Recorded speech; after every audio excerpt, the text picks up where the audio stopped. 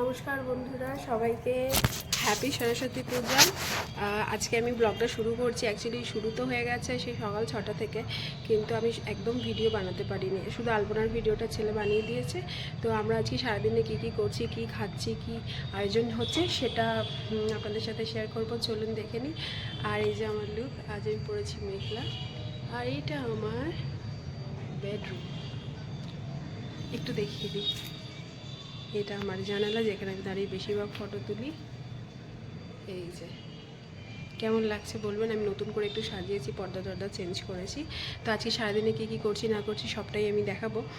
কিছু কিছু করে দেখাবো না, অনেকটা বড় হয়ে যাবে ভিডিও। অনেকে আসছে আজকে, মোটামুটি 70 থেকে 80 এরকম কাউন্টে ধরা আছে। দেখা যাক কত হয়। তো চলুন আমার সাথে আপনারা ভিডিওটা এনজয় করুন। এখন আপাতত যাই, নাহলে অনেক দেরি হয়ে যাবে, কারণ ঠাকুরমশাই এসে গেছে। বাই।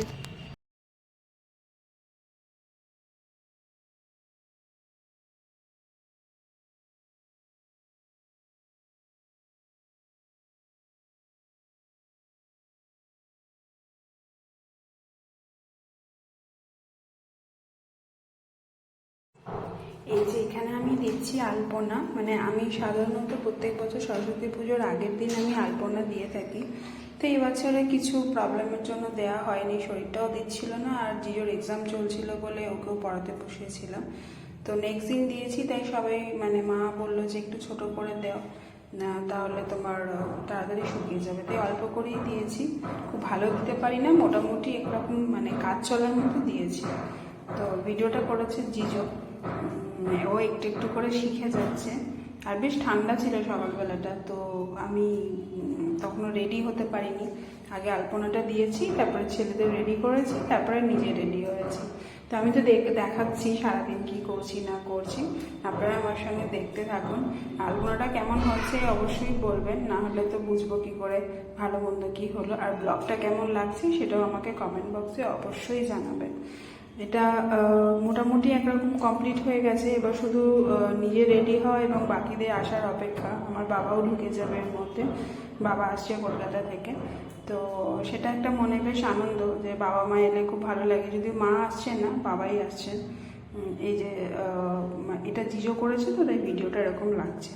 আর এটা আমাদের বাড়ির পেছন দিকের বাগানে যাওয়ার রাস্তা। তো এখানে খাবার বানানো হচ্ছে, মানে ভোগ, খিচুড়ি, লাবড়া, চাটনি, পাঁপড়, মিষ্টি আর বোঁদে আর পাঁচপাত, এই ছিল মেনু। রান্নাটা অসম্ভব সুন্দর, অসম্ভব ভালো হয়েছে, রাঁধুনি ভীষণই ভালো। এরাই আমাদের প্রত্যেকটা অনুষ্ঠানে মোটামুটি এখন এরাই কাজ করে। পিকনিক থেকে শুরু করে সমস্ত কিছু, গেট টুগেদার কিছু হলে এদেরকে আমরা অর্ডার দিয়ে দিই। আগে তো রান্না ওরা করে নিয়ে এসে কখনো দিয়েছে, তবে ওদের জায়গা শর্টেজের জন্য এখন আমাদের বাড়িতেও করা হয়।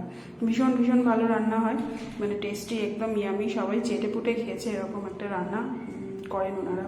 খুব খুশি হয়েছি আমরা। পুজো শুরু হয়ে গেছে, চলুন পুজোর দিকে যাওয়া যাক।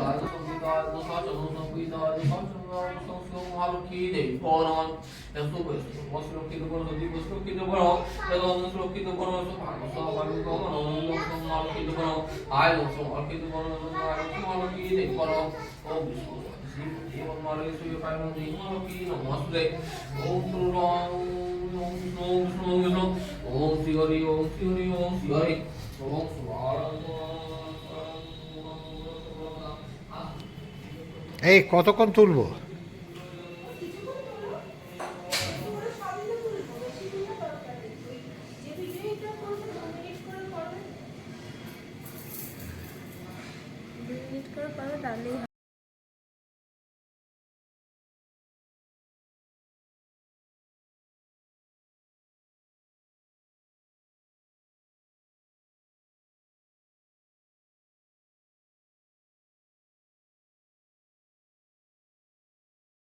তো পুজো তো চলছে, এখনো বেশ কিছুক্ষণ চলবে। মা পরপর সব সাজিয়ে দিচ্ছে, মা পুজোর জোগাড়গুলো করে দিয়েছে। আমি শুধু এনে এনে কিছু ফল টল, মানে যেগুলো নৈবেদ্য থাকে সেগুলো এনে সাজিয়ে রেখেছি, আর আলপনাটা দিয়েছি। আর এই সাজানোটা যেটা করেছে, এটা প্রত্যেক বছর গোপাল আর পিন্টু ওরা সবাই করে থাকে। এবছর শ্রীমন্ত, নীলুদা, সঞ্জীবদা করেছে। তো বলেছি যে পরের বছর একটু সুন্দর করে সাজাতে, কারণ এবছর আমাদের টাইমও কম ছিল। উপরে গাছগুলো যথারীতি নিচে নামিয়ে আনছে আস্তিক আর আরমান সাজানোর জন্য, যদিও আলপনাটা শুকোয়নি বলে আগে থেকে সাজানো হয়নি। ওই আর কি, একটু দেখতে ভালো লাগবে। চলছে খাওয়া দাওয়া, জিজো পোপো রেনে সবাই খাচ্ছে আর মজা করছে খুব। ওরা খুব এনজয় করেছে সারাটা দিন। এটা হচ্ছে মৌলি হাজব্যান্ড আর তার মেয়ে, ওরাও খাওয়া দাওয়া করছে। মানে এটা ফার্স্ট ব্যাচ বসেছে, যারা বাড়িতে ছিল আর কি পুজোর সময়টা তারা খেয়ে নিচ্ছে, কারণ মৌলিও বেরিয়ে যাবে ও মেয়েকে নিয়ে বেশিক্ষণ বাড়িতে থাকতে পারে না। আর এখানে রয়েছে আমার বাবা আর কিছু শ্রীমন্তর বন্ধুবান্ধব, মানে যারা কাজের সূত্রে আসে আমাদের বাড়িতে বা সেন্টারে।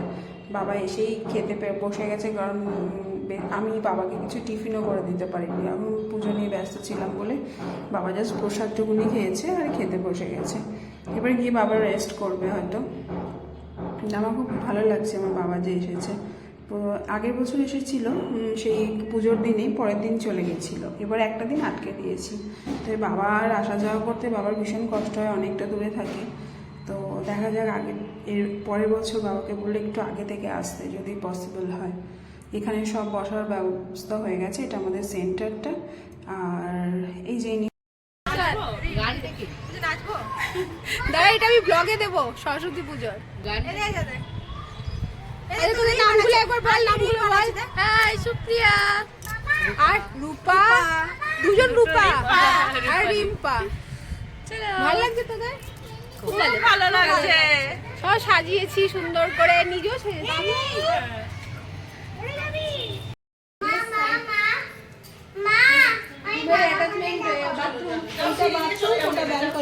ব্যালকনিটা খোল।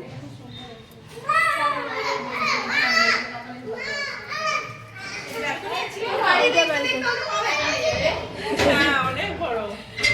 এটা কি টয়লেট?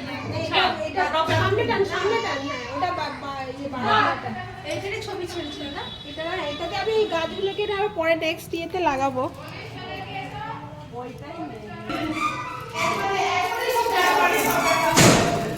চল দোলনাটা দেখবো, রূপা বললো দোলনা দেখবো। দোলনাটার একটুখানি বসার জায়গাটা ঠিক করা নেই।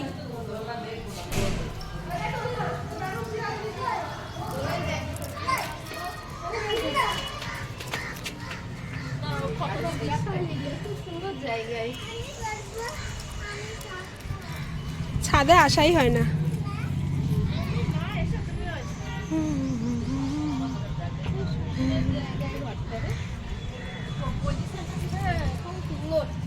একদম জাস্ট ফন্টাই বাড়িটা।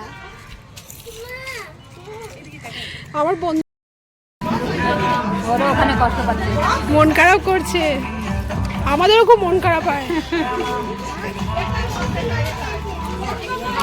এই তোরা দাঁড়া, শ্রীমন্তর বউ শ্রীমতী সাথী। শ্রী নেই অনেকদিন আগেই, শ্রী আর শ্রীমতী।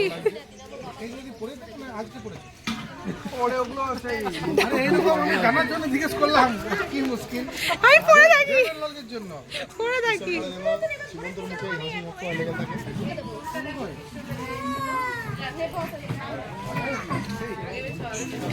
সরি তোদেরকে একটু সময় দিতে পারছি না।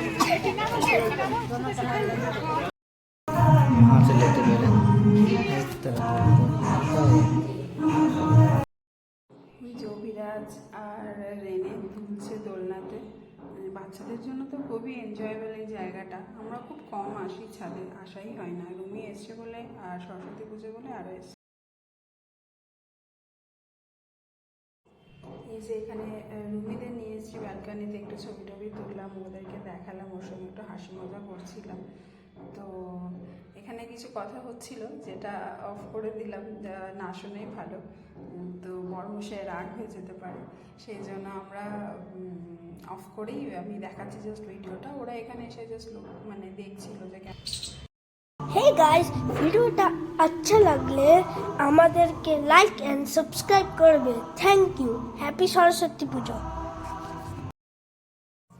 আবার কি আমার ছেলে তো বলেই দিয়েছে, ভিডিওটা ভালো লাগলে লাইক সাবস্ক্রাইব কমেন্ট অবশ্যই করবেন, পাশে থাকা বেল আইকনটা প্রেস করুন। দেখা হচ্ছে নেক্সট ভিডিওতে। টাটা।